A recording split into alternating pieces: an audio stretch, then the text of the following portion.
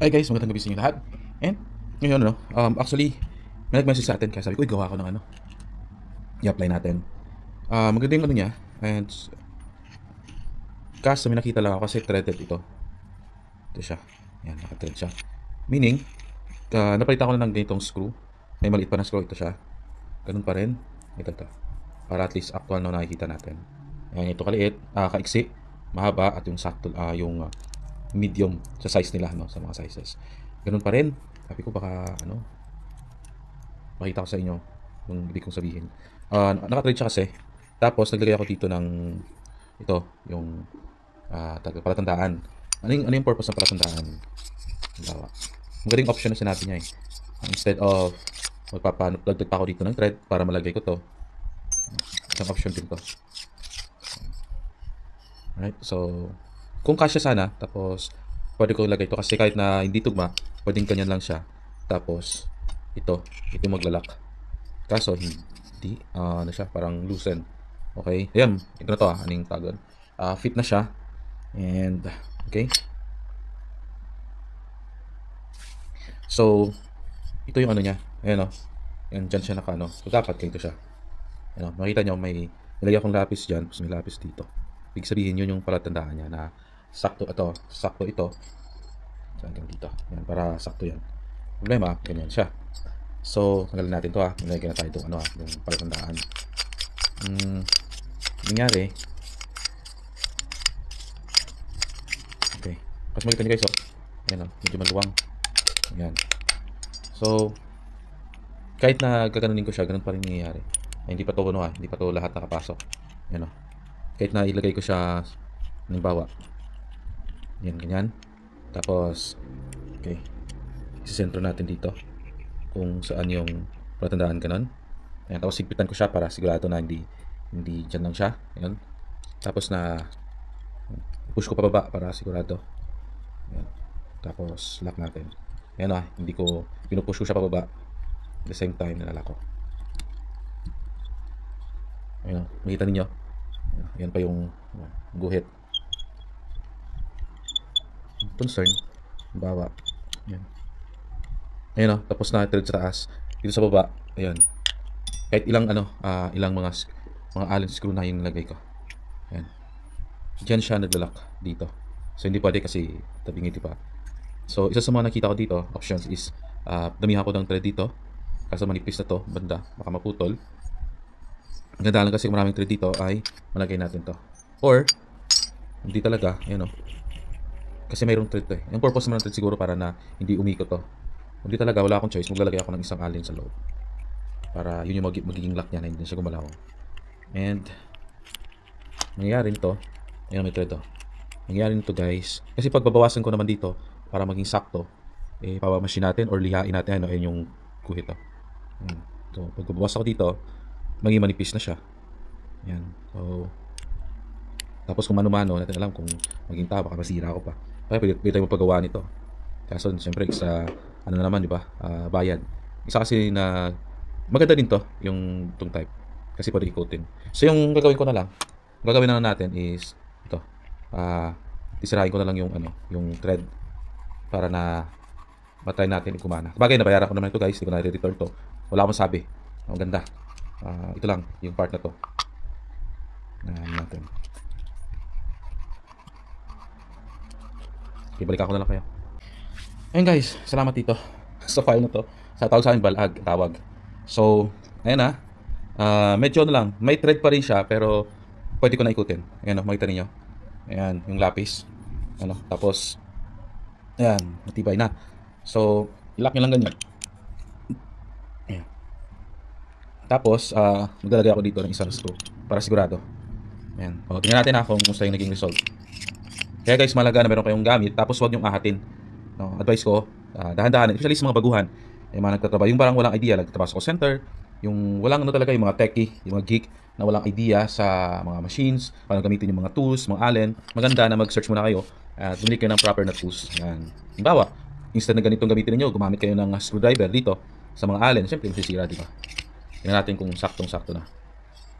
Ayan Ayan noon. Ayan di ba? Tapos lalagay natin to. Lapis lang naman to. Pwede nang tanggalin yan. Yung mga guide. 2. Okay, 4. And 5. Yan, hanggang 1. Yan o. So, baba, pag lagay ko siya sa 4, lalak ko lang ganyan. Walang problema. Yan o. Si-shoot yan sa butas. Yan. Tapos okay na. So, lagay ako dito ng isa. Allen. Like sa taas, isang allen. Para mag-lock sa kanya, o dalawang allen. Wala naman problema, akin to. So, ibig sabihin, pag sa inyo guys, walang magagalit sa inyo kundi sarili nyo lang kung pag na may kayong ginawang mali. So, learn from it. Dalawang allen dito sa pangkabilaan. Tapos, lagay ako doon isang screw doon sa baba. Ayan guys, oh. Di ba? Madali lang. Ayan. So, solve na yung problema natin. Maraming salamat sa kay. Hindi pa. Kunin ko lang yung cellphone. Ayan, sa mga nag-suggest, ayan, oh. Si JT Lucia, shoutout sa'yo bro. Magbibigay ng idea. Nang natanggap ko yung message siya, talaga umakit talaga ako para gawin. Tapos meron pa nag-isa dito sabi niya, Dave, yung align ng buffer tube at buttstock mo sa trika, simple lang. Yung buffer tube, siguro ito yun. At buttstock, iba talaga pag maraming alam, no? Sila ang ganun lang, ang gagaling nila. Buttstock, ipasok mo hanggang mahigpit ang thread, tapos ito na, napasok na. Tapos guhitan mo yung lagyan ng palatandaan. Yes, nalagay na natin.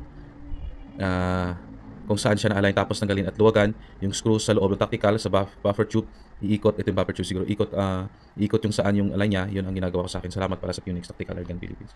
Ayun, Air Hunter 1505, shoutout sa iyo and thank you so much. Mag-message tayo sa kanila. Ito lang muna. So ito yung nagawa natin sa mga pagtulong. Actually guys, alam niyo naman yung monetization sa dito hindi ganun kalaki, so kailangan natin ng funds para makabili. Actually personal money ko to, hindi to sponsored, hindi to whatever. So marami tayong bibili para may pakita sa inyo this 2025. So ayun, yun lang muna. Thank you so much. Alright guys, magandang gabi. So ito na, update na sa ating tawag dito, trigger mechanism, may grip, no? So yun nga, nag-suggest sa akin na i-arrange siya. Nakita ko kanina, ganun na, no? So nagamit ko, so yun na, nag-align. Dinala ko sa ngayon sa may machine shop ito sa amin. Yun, may line dyan. Tapos iniwan ko kasi busy yung gumagawa. Kaibigan ko rin. Nakaligtaan na siguro para hindi magas na to, tinanggal to. Tapos nagbutas siya. Ito yung tuturo ko sa inyo.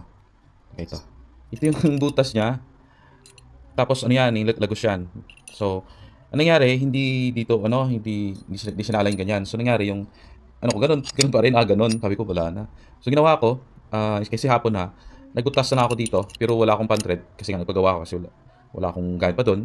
So diretso na to, diretso doon sa butas na ginawa. So inalign ko siya sakto. Ayan, so yung ito naman, meron siyang thread dito, naka-thread siya dito. So okay na rin kasi para pang lang, support. So naka-fix na yan, diyan kahit na anong gawin natin, wala na talaga yan. Fix na yan, maganda na yan, solid. Tapos ito siya. So wala na to, as in wala na tayong masasabi diyan. So kaya ating lagay. Oy, may nagsabi to na ito daw kasi siya maluwang siya. Actually, class. Binili ko to standard sa iba. So nagtry ako sa kabila, hindi naman ganoon ka ang gagawin parang loose siya. Kasi may natin ito yung brand niya. Yan. So dito lang talaga. Pero siguro naka-design to. So wala, hindi ko nagagamitin to. Yan, hindi ko nagagamitin yan. Ito na. Yan, no? Yan. So saktong-sakto guys, so. Ayan, naka-align dito at naka-align diyan. So ano na yan, solid na, oh. Diba? Kahit na anong bunggo-bunggo, kahit lagay mo yun sa bag, tapos sa bag mo, halimbawa, nakauna to, tapos kahit anong bunggo-bunggo, hindi na to mahalog.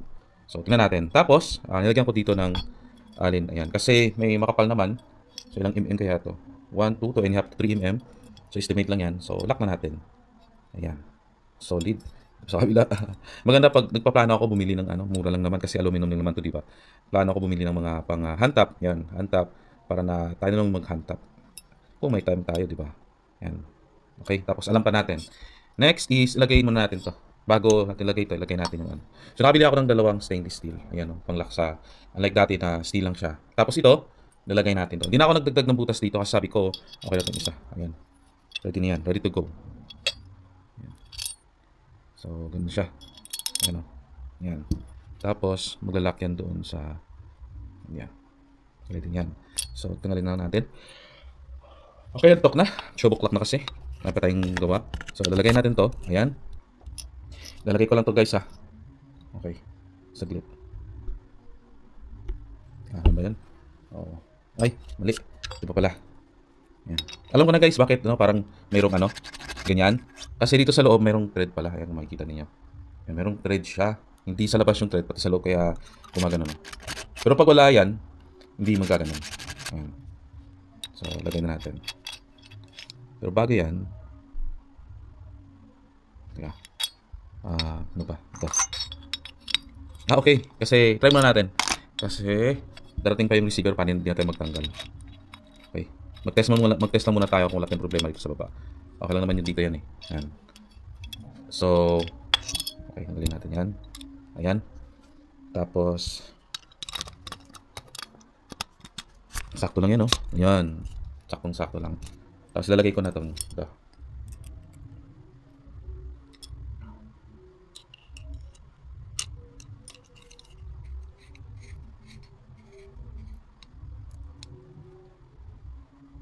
Okay, saktong higpit lang. Diba? Isa pa lang yan. Isa pa. So, lagay natin. Teka. Shoot sa butas. Mag-shoot. Ayun.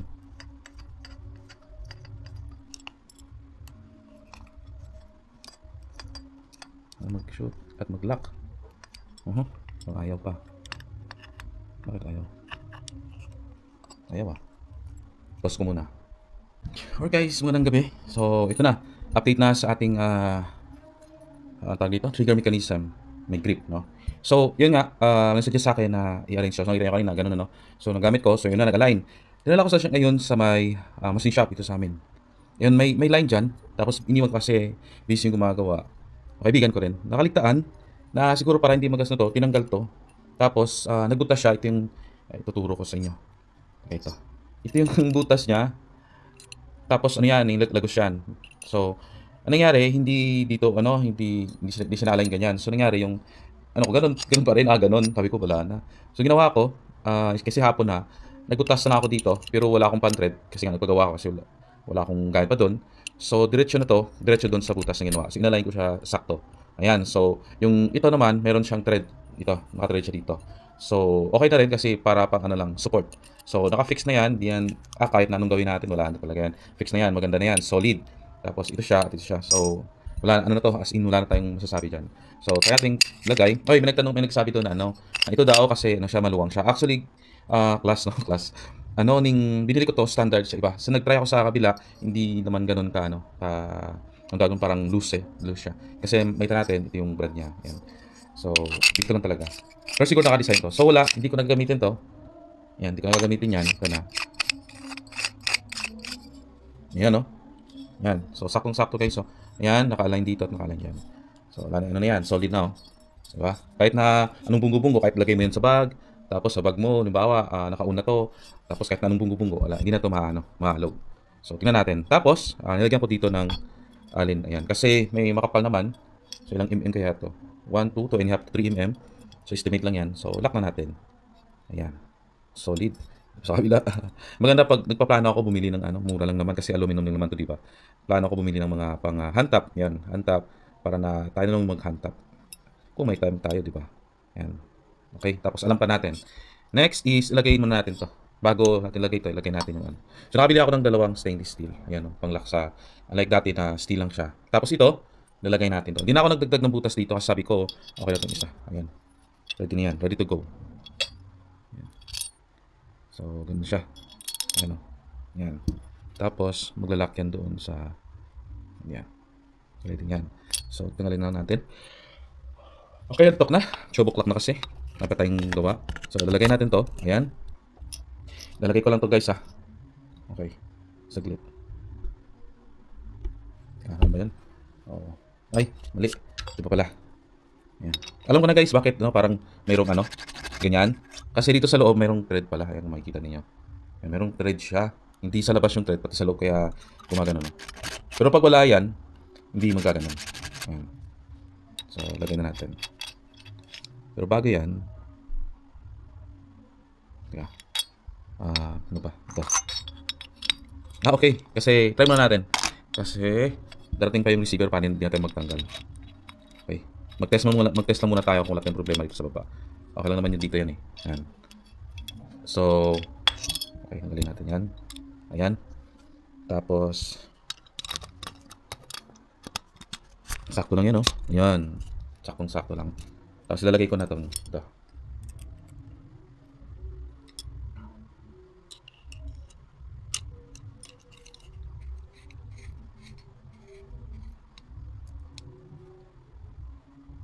Okay, saktong higpit lang. Diba? Isa pa lang yan. May isa pa. So, lagay natin. Teka. Shoot sa butas. Mag-shoot. Ayun.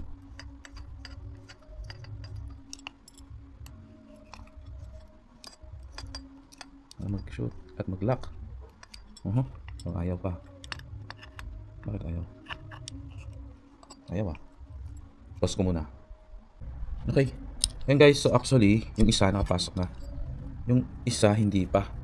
Kailangan medyo mahaba ng half o doble nito. Ayan. Ganyan. Para makapasok dito banda sa side. So yan po. Even though na okay lang naman siya, syempre maganda pag dalawa. Para na kahit na anong hawak natin, no, hindi siya yung naglalakad tayo, nakahawak biglang, di ba, magi-give up siyang ganun. So maganda na talagang saktong-sakto. So bibili pa ako uli nito na medyo mahaba. Hindi ko na ipabalik kasi parang change. Ayan. Bili na lang ako niyan. Anyways, ito na siya. Tapos ilalagay natin to diyan, number 3. Ayan. Tapos ito lang yung medyo gumaganon. Pero pag ilak natin. Ayan, solid. Diba? Pag medyo pa. Ayan, solid na yan. Tapos saktong-sakto na. Ayan, diba? So, yun. Ready na. So, yung point dito, sa akin to, big sabihin na, like sa inyo yan, pag meron kayong ganyan, walang magagalit sa inyo kung ano yung trip nyo sa unit niyo. As far na medyo ingat lang, kasi pag masira, syempre, nasayang yung pera. The point lang gusto ko dito, pag gusto mo every corner, isa pa dito, no? 4 gusto mo. Pag may gamit ka, gusto mo, walang masama doon, wala akong nakita masama doon, di ba? Pag dito din banda, gusto mo butasan kasi gusto mo isa pa dito at isa pa dito. Kasi sa inyo po 'yun, as far hindi lang mano doon mabubutas doon sa nilabasan ng hangin, no? Basta meron tayong idea, di ba? Di ba, itong preferences niyo, gusto niyo may dito, may umuulbo dito, di ba? Yung dito banda, adjustable siya dito. Sa inyo po 'yun. Dito, instead na ganito siya, merong plot na nakita ko. Sa inyo po 'yun. Di ba? Gusto niyo lagyan ng pangalan niyo dito, lagyan niyo ng Q-Tex or whatever, lagyan niyo ng kulay, spray paint niyo, lagyan niyo ng different colors, pink, whatever. Sa inyo po 'yun. Preferences niyo po 'yun. Gusto niyo black nito. Sa inyo po 'yun. Basta malaga ay masaya kayo. At the end of the day, masaya kayo at alam niyo yung ginagawa ninyo. And ayun, gusto ko lang pasalamat sa mga individual na nag-assist sa atin, no? Inintay ko pa yung hammer, siguro bukas papadala na nila, hopefully matanggap natin after ilang days, siguro mga next week, Monday or Tuesday. Ayun, i-assemble naman natin. Ito naman yung puputasan dito eh. Tapos nilagay ako nito. Ayan. Ano. Kung medyo maiksi siya, and siguro ito na yung lalagay ko kasi ayan. Ano pa akong isa extra dito eh. Ayan. Depende na. Tingnan natin. Ayan. Diba? Ayan. Nagli ako ng lock washer para na kahit na tumutulong to na parang mahigpitan. So, pag hindi ito, try ko ito. As far lang na hindi siya umabot doon sa sa mismong niya. Yung tawag doon? Yung mismong para hindi lang makabutas doon sa receiver. At ito din, kung bubunggo yan, papalitan natin ng mas maiksi. Meron akong mas maiksi dyan. Ayan. Kasi siya. Ayan o. Meron akong na mas maiksi. Pwede natin i-move patalikod. Ayan. Try natin.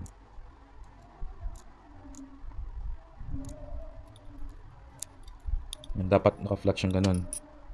Tingnan natin. Okay. Ayan. Yes. So, walang problema. So, ready na, no? Talagang konting-konti na lang. So bukas, yung goal natin, bibigyan natin ng mas mahaba nito. Hindi ko na ibabalik. Tapos ito mas mahaba to sa isa. Ayan. So reserve natin to. Walang problema dyan. Kasi mas maganda yung may reserve tayo. Ito, bibili ako ng mas mahaba. Isa. Ito lang yung kulang. Pwedeng dalawa. Pero okay na naman siya kung makapit na naman. Yun. Yung isa na lang dito na mas mahaba. Mas maganda na masigurado. Yan, naka-ready na siya. Actually, tatanggalin pa natin to kasi ito, tinis lang natin kasi pag maglalagay ng receiver, maganda pag wala. Di pa machine shop ko na lang. Nahirap na baka hindi pa tayo ganun precise. Baka magkamali tayo. And maganda pag precision talaga. Siguro pag sa machine shop, abangan ko na. Ibig sabihin, andun ako. Pabantayan ko para at least madali lang naman. Isang butas lang naman. So, yun. Anyways guys, I will call it a day. Medyo pasok na bukas. So yun lang. This is Dave Lopez from Repo Live Philippines. And see you soon guys. Happy New Year sa lahat. And naway na achieve niyo yung goal niyo para sa bagong PCP. Sabay-sabay po tayo na magbuo. Thank you so much.